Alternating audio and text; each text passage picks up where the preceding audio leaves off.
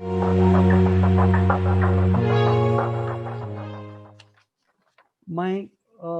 first question, I thought I would probably open with this. Given the situation that we exist in today, with so much of flux in the conditions around us, customer preferences continue to evolve with time. And with respect to maybe choice of investments, with respect to loan products, maybe the wallets that they use, etc. It could be with the mode of engagement that they have with brands, which could be in the form of going to a physical branch, maybe digital transactions, maybe neo banking. Change which I mean we can't repeat it enough is how digital channels in terms of lending, especially the NBFCs. Like I belong to that category of NBFCs which are largely into vehicle loans, right? So we don't have many online products per se. Like I can't sell insurance or personal loan online today, but within even our space where we are selling unsecured loans to our existing customers, where wet signatures and regulations allow us to do things online, we have seen a major uptick there. I feel that there are three kinds of customers if we segment from their preferences of channels, which we have seen over last 1 year.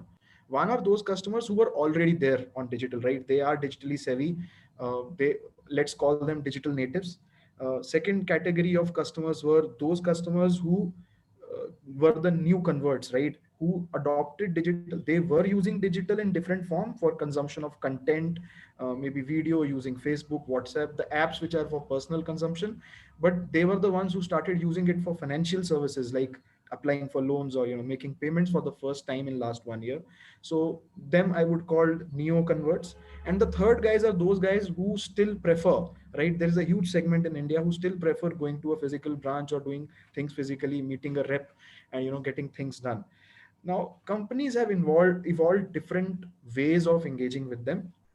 I see clearly that the people who have already been there in digital space before, make transacting online, they have got, especially from the leader brands, like for example in India, Zomato, I would say, though it's a food service brand, but in terms of payment space they introduced a lot of new things. The key trends which emerged, which I would like to use that as an example, is that firstly they made changes in a such a way in their apps that the apps became more intuitive. So I think, how do you make your digital assets more intuitive? What really customer is looking for as a next step in that journey of UI or UX. I think that happened a lot faster. I saw a lot of changes in, not only in Zomato but other apps which are dealing in financial services, how to make them more intuitive. The bots became more empathetic. So you could not really differentiate last year whether you're really talking to a human agent. The people who are new, especially in India, they will require what I would call three V's. That you have to use voice a lot, you have to use vernacular a lot. In India there are multiple languages, so you can't just have English as your choice of languages. Today, when last year COVID started, our own company's app was available only in one language. Today it is available in 7 Indian languages. So I think vernacular plays a big role. And visual, right? You can't rely on text because there are people who can't even read regional languages. So for those new converts, these are the three things which we must take care of while developing our channels of engagement. And the people who still prefer physical, I feel for them you have to kind of educate them to move towards self service. uh, you have to visibly promote that your branches or your outlets are really secure, safe, and you're taking all precautions. You have to visibly be seen.